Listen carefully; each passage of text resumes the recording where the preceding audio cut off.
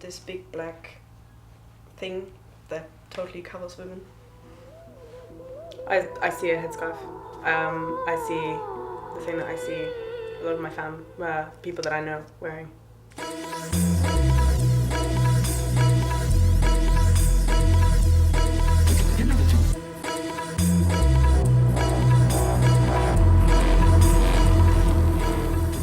Personally, I would say it's a religious purpose. You wear it because, well, you read the Quran and you've interpreted it in the way that says women should cover up at least minimum their hair.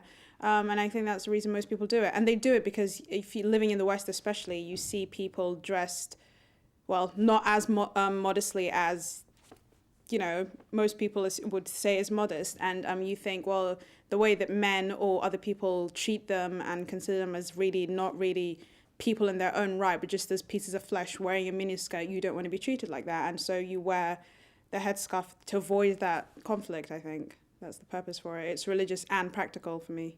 What about you?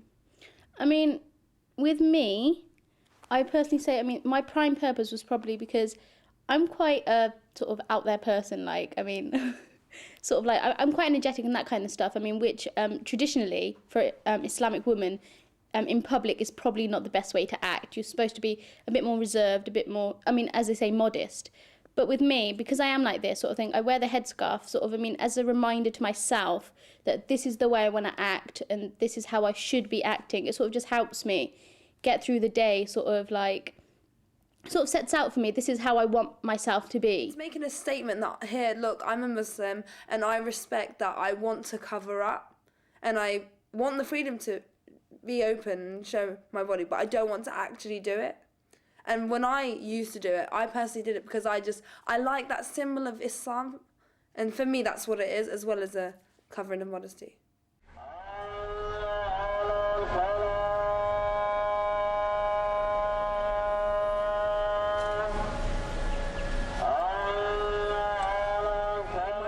Said to her sister she wanted to maybe take a headscarf off, and her sister was like, oh, you're being taken by the devil, do you want to become an atheist? And it was like, but I don't cover my hair, and the thing is, her sister knows me.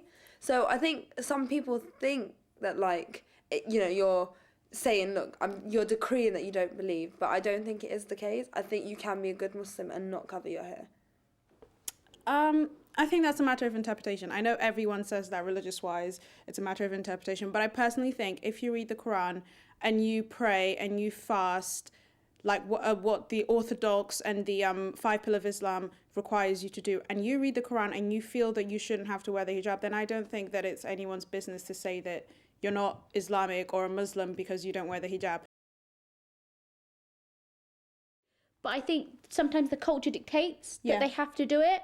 Because if they didn't, then they would be ridiculed and they would be picked on and they would be, they'd be excluded. Yeah, sort of society would go against them, sort of thing.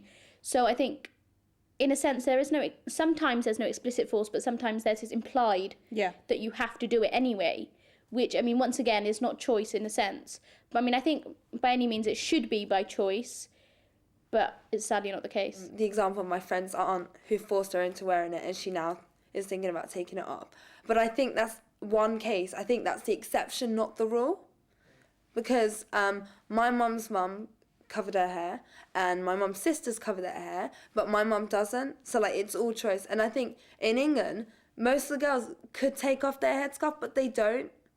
Because, you could easily be like, hey, bye, mum, and then take it off. But they don't. They choose to keep it on as a symbol. So I'm not naive in saying that it's not forced on people, but I don't think it's as, hit into people as the Western world like to think.